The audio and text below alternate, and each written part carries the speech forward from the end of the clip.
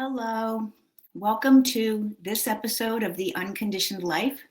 This is Linda Downey, transformational health and spiritual coach, and I work with women who are interested in leaving stress and overwhelm, pain from their past behind to reinvent themselves and to reinvent a life that they love and that they love living.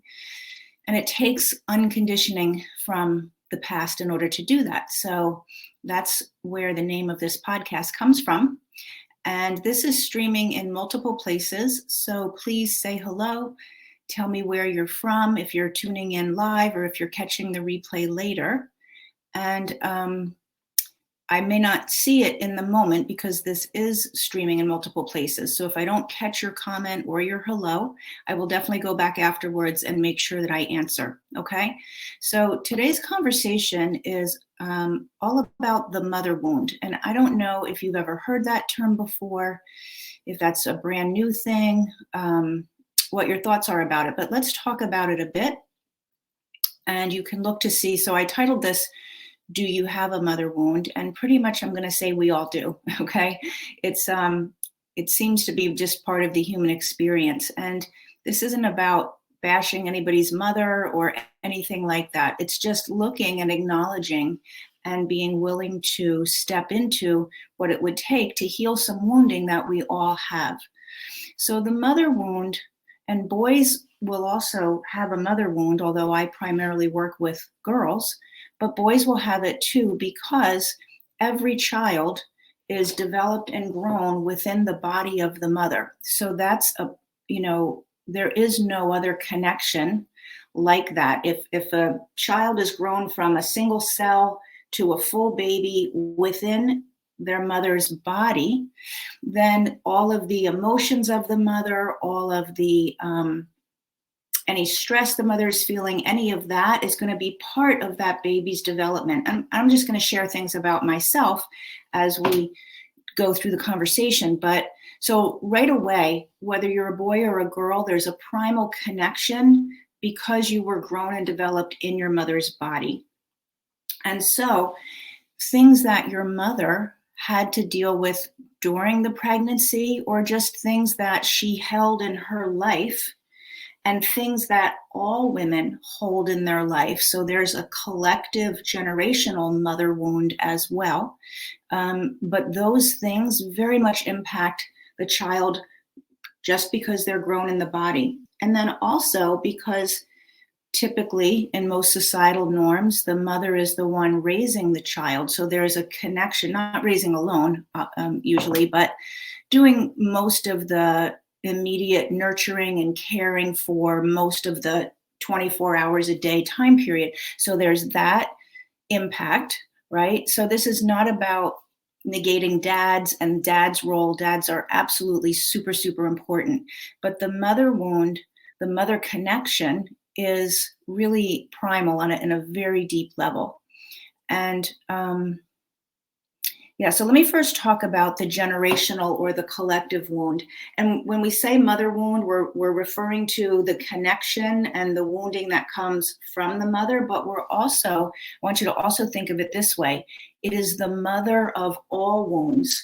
So human beings, part of growing and going through the human experience is to be wounded and is to have certain pain that we hold as an opportunity to heal from.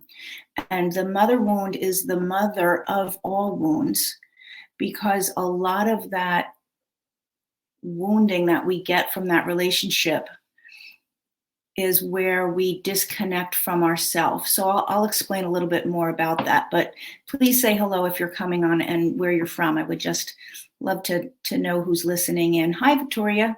Oh, good. Hi. Thanks for hopping on. So the mother wound, as I said, can be generational or it can be unique, to just you and your mom. But let's talk about the generational one. So most cultures, we live in a culture that has historically been very patriarchal. Hi, Susie. Thanks for saying hi. Iowa. Okay, awesome. So our culture has been historically primarily patriarchal, and a lot of cultures around the world are. And that patriarchal, hey Trish, so people are popping on now and saying hi. Thank you so much from the land of Oz. Okay. Where is that, Trish? And I know where you live, and I just went blank. Anyway, our culture is maybe moving out of being so patriarchal, but there's been generations after generations of women who have had the experience. Kansas. I knew. That's right. Thank you, Trish. Land of Oz is Kansas. So all of these generations have experienced like this patriarchal setup, which has women in general feeling maybe, oh, thanks, Victoria. Victoria says, I love your sweater. I just was out with my dogs and it's a little chillier than I thought.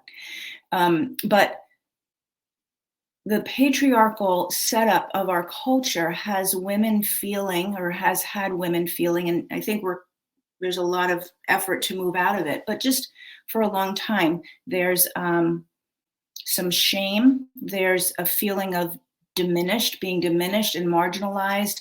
You know, it was, I think 1974 was the year when women could actually apply for a credit card. That's in my lifetime. Before 1974, women needed a man to get a credit card for them.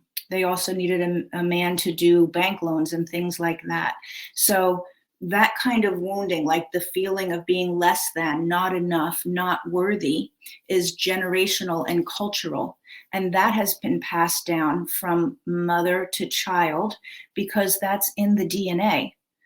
Our DNA actually gets altered. It doesn't mean it can't be healed. It absolutely can be healed, but it does get altered with different kinds of stress and with different emotions like shame, resentment, and for many women, it even shows up as rage, just like a buried rage.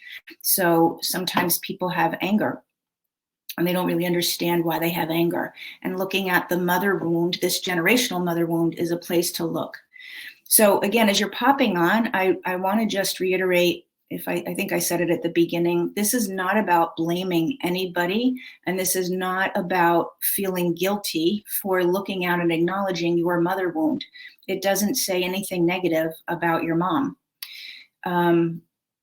And some of us know right off the bat, totally have a mother wound, like absolutely, it was screwy in my household for whatever reason, and have no issue acknowledging that. And other people really feel like they're,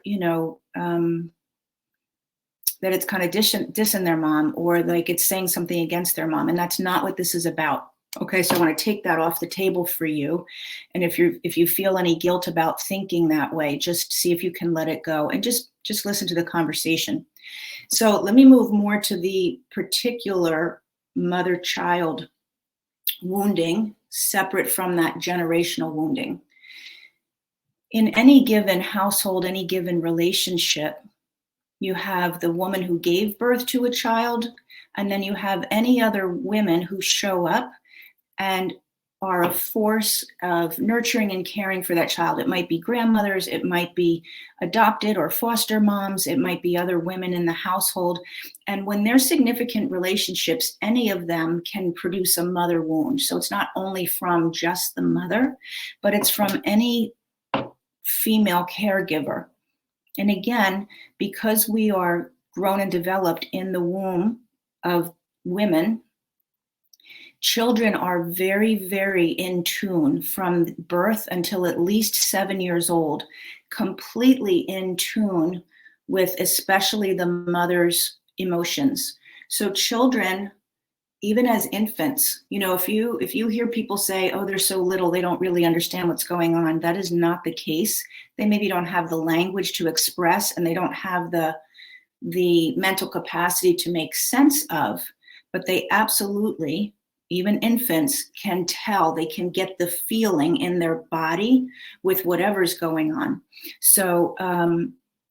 So with that in mind, up until, like I said, at least 7 years old, up until the age of 7, children don't have the capacity. They just don't, the brain isn't developed enough yet to actually interpret things in a way that doesn't leave wounding, to be honest. They're always going to interpret whatever's happening through a lens of, how is this impacting me, and what did I do to cause this? So if there's upset, if they see mom is, fighting with dad, if they see mom keeps herself quiet in order to keep the peace, all of that kind of thing, that is going to create a mother wound. That is going to send the message to the child, who you think isn't even noticing, who's in the other room playing with toys, but they are noticing.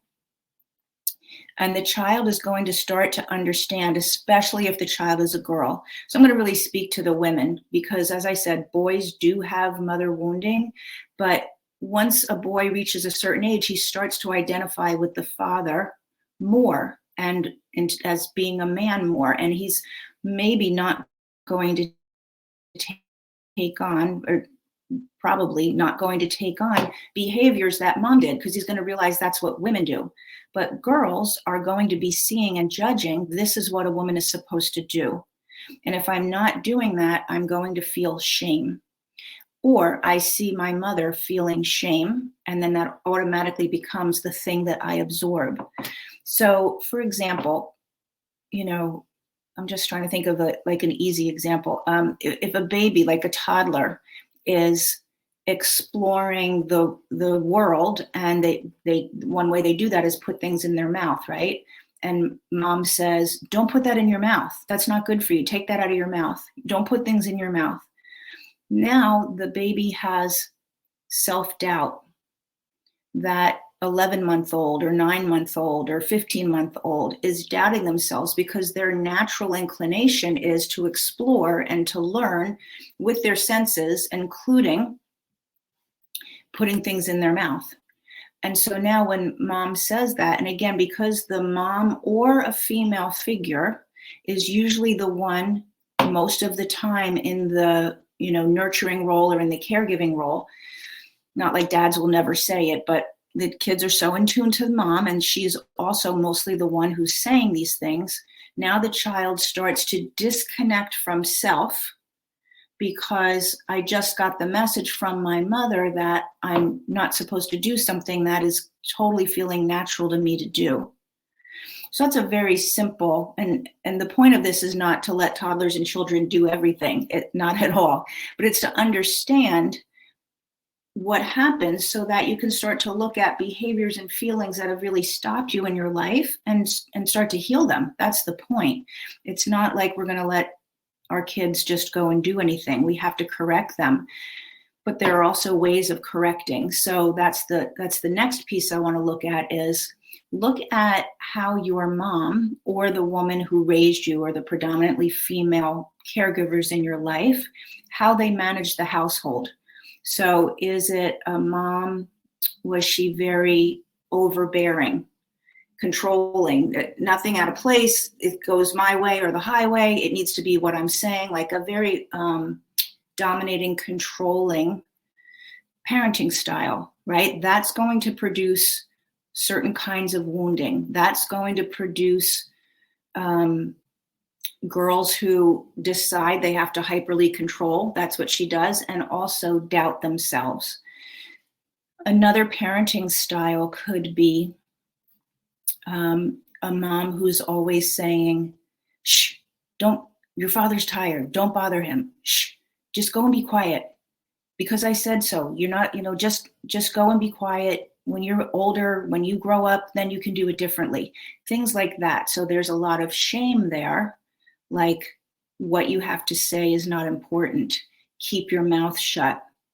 So again, the way that the child is going to grow and develop will be in response to coping to those kinds of messages. So that's what the mother wound really is. There's other ways, other parenting styles and other kinds of wounding, but I just wanted to give you a couple so that you could start to look and see. And what you want to do, I do work with this with my clients in healing the mother wound, especially for women who have been in relationships that have not worked out, divorced twice. Like, what is that? So relationships that keep not working out, or in life situations where they're always working really hard, like just really working hard. It's called hustling for love. Just always hustling for some sort of acknowledgement, hustling for love, because what you learned from your mother by watching her do that, learning that's what I need to do in order to get love. I need to hover around the table and pour everybody's drink as soon as their glass is empty. And I need to hop up and take care of things for everyone. That's called hustling for love. We also hustle for significance, to feel that we are important. So, and if the culture in the household was women are not important, now it's a match to the bigger culture, the generational patriarchal culture. And if it's there in the house as well, it's like a double whammy, right? So significance and importance, you end up hustling the rest of your life for love, for significance, and to feel secure. That's the third one. How do I feel secure? Do I feel secure in this house? What is it that a girl needs to do in order to feel secure, since we're talking to the women? And she's going to look to her mom to figure that out. She's going to look and see, what does mom do? And then do one of two things: either emulate it and do it exactly the same, or do the exact opposite. Like actually see, oh my God, my mother's never happy. My mother is always exhausted, or she's always angry. I'm going to be the opposite of her. And so then they create a coping way of being that's exactly the opposite. It's still not necessarily true and authentic to themselves. And that's the point. That's the point. With the mother wound, you lose self. The wounding is in the loss of self. And that's where we need to heal, so that you return to self. Because maybe it's not about being the opposite. Maybe there's a place in the middle where the pendulum needs to land that is authentic to you.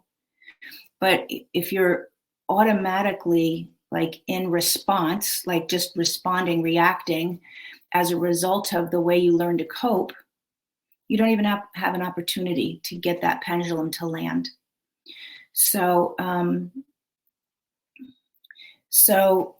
you know, things that happen if you're in a household, again, alcoholism or any kind of addiction is going to bring up tons of wounding. But you might look at, let's just say dad was an alcoholic and mom is covering it up. So she's sort of making it okay, not wanting the rest of the family to know, at least for as long as that goes on, etc. Things like that. So there's shame again. We have to hide from other people what's really going on. So there's an inherent shame. Anytime we experience shame, we are disconnecting from ourselves. Anytime. And this is not necessarily about mother wounds, but just a comment about shame is when you actually expose and say out loud the thing that you're ashamed of, it disappears. It really does. The shame can only thrive in the hiding of it.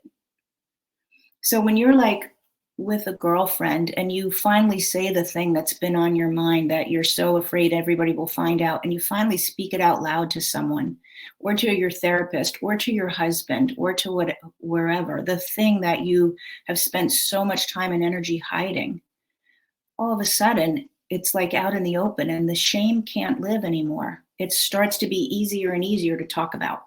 So that's a side note about shame. But so back to the mother wound. So whether she was covering up for behaviors, addictions, alcoholism for dad, or if she has those herself. If she has those herself, she's wounded. Addiction is a way of dealing with wounding. That's really what it is. It's not like a disease. Like for many years it was, oh, alcoholism is a disease. It's a way of dealing and coping when you're wounded and don't have any other tools. It's a numbing out. It's really no different than anything else you might do. Food, Netflix, all of that. Okay. So if mom is the one who has the addiction issues or the alcoholism, then she's can't cope with her own wounding, is really what's happening.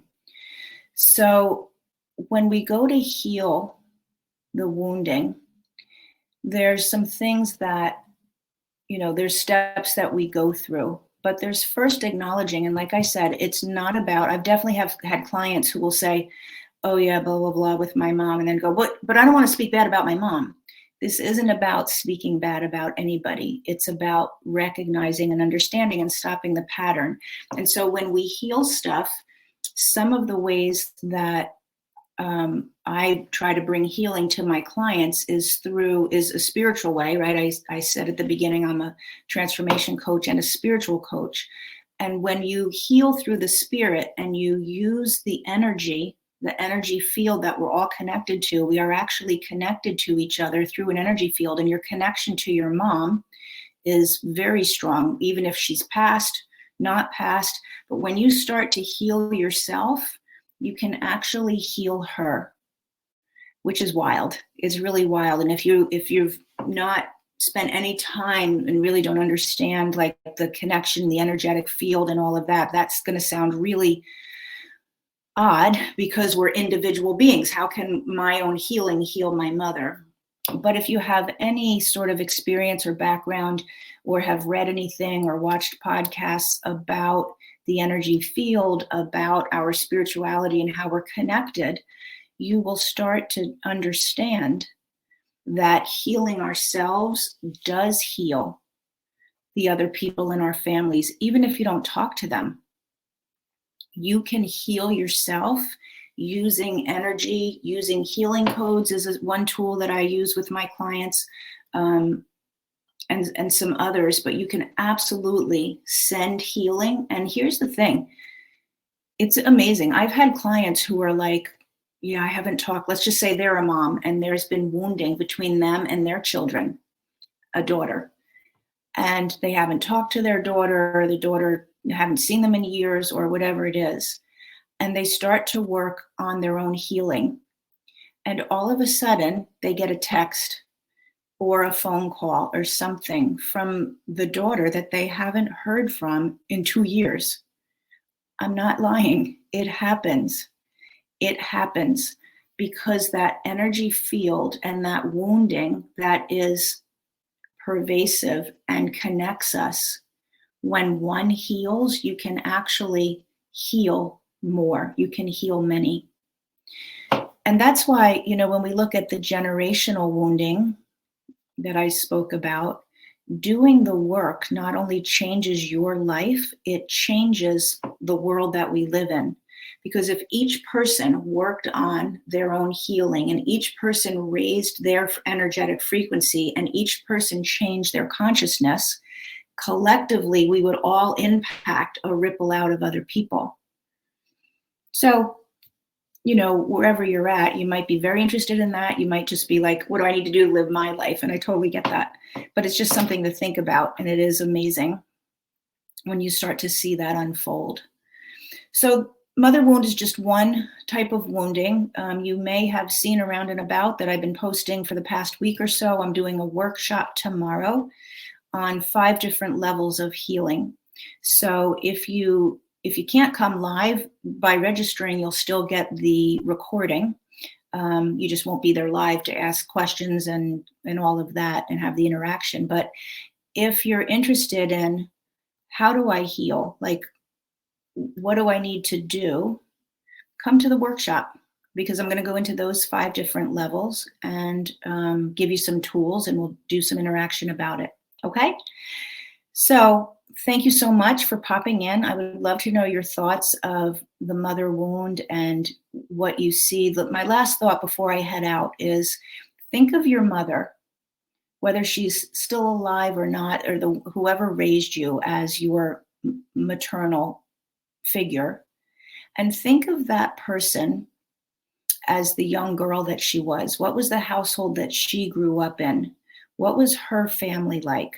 What obstacles did she need to overcome? So for me, my mother died when I was 4 years old. She had multiple sclerosis, and She grew up. What I know about her childhood is there was a time period when my grandfather left. I think they were actually separated, my grandparents, for like at least a year. It might have been closer to 2. And he moved up to Boston. I live in New Jersey. They lived in New Jersey. He moved up to Boston and he left. And this was when my mother was maybe 14, something like that, 13 or 14. So the wounding, and I think he had an affair. So having a father who moved away, who had an affair and moved away and then came back. And I don't know the circumstances of him coming back or how their family was afterwards. But my mother got multiple sclerosis when she was 19 years old. She was diagnosed. She died when she was, I think, 32. And I was 4. I'm the second child she had. I have a sister who's 4 years older than me. At that time, so that was 54 years ago. I'm 58. So 54 years ago, or even further back, when you were diagnosed with multiple sclerosis, there was not available what there is available today. And she was given a pretty poor prognosis. She actually outlived her prognosis, but it was quite a debilitating disease for her. I think even now, when you get it that young, it's a bigger problem. Most people get it more like in their 30s and 40s, middle age. She was 19. She got pregnant with my sister. My father married her because she was pregnant. So now she's got whatever happened in her childhood, right? And that fear and the abandonment from her dad and all of that. Then she's got a debilitating diagnosis with the prognosis of you're going to live about 6 years. That's the story I was told. That she was given about 6 years, and she gets pregnant. And my dad marries her, but because she's pregnant. So the shame of he's only marrying me because I'm pregnant. I'm going to be sick the whole time. I'm basically saddling him with my own health and this baby that I'm going to have. Like, I don't know what she thought, but I'm imagining let's see, at that time, she was probably like 25, 26, right? So yeah, roughly about that, maybe a little younger, 24. So that is the emotional state my mother was in when she conceived me. Now, by the time she conceived me, the doctors told her, you cannot have any more children. You cannot support a healthy baby. But she chose to do that. So now there's the fear of what's going to happen. Is this baby, which was me, is this baby going to be okay? Or is this baby going to be, in some way handicapped? So all of that's the environment that I was developing in. The fear, the shame, right? The abandonment. I don't know what else she might be feeling, but you can imagine. So when I've done work with healing my own mother wound, and then she died when I was 4. So anytime a mother is not available to take care of you, whether she's sick, whether she's going to work, there's wounding there. There is wounding there. So when she died, and actually even for the 4 years that she was alive after I was born, she could not take care of me. She couldn't hold me. So wounding. And then the next person who came in, my father remarried, there were a lot of issues there, a ton of issues. So it continues with different kinds of issues and different kinds of wounding, but definitely more mother wounding going on. So look at your mom. What was her childhood like? What was it like for her to get pregnant and have you? If you are adopted, what must it have been like for a woman to decide to give her baby up? What existed with those circumstances? That's all part of who you are now. And it will be part of the way that you deal with life until you decide to heal it. It will be part of your choices, even if you're 60 years old. But if you've had, underlying anxiety, if you've had always feelings of not good enough or shame, it's called the mother of all wounds, as well as the mother wound, for a reason, because it is the mother of all that kind of wounding. Okay?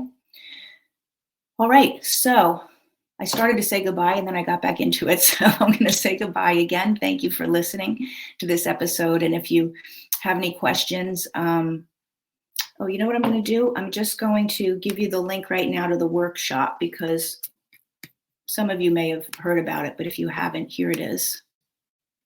Okay, if you wanted to come. You just have to register, so whether you can come or not, you'll get the replay. Okay. All right, have a great rest of your day, and hopefully I'll see you tomorrow. I'll see you over a cup of coffee again later this week. Take care.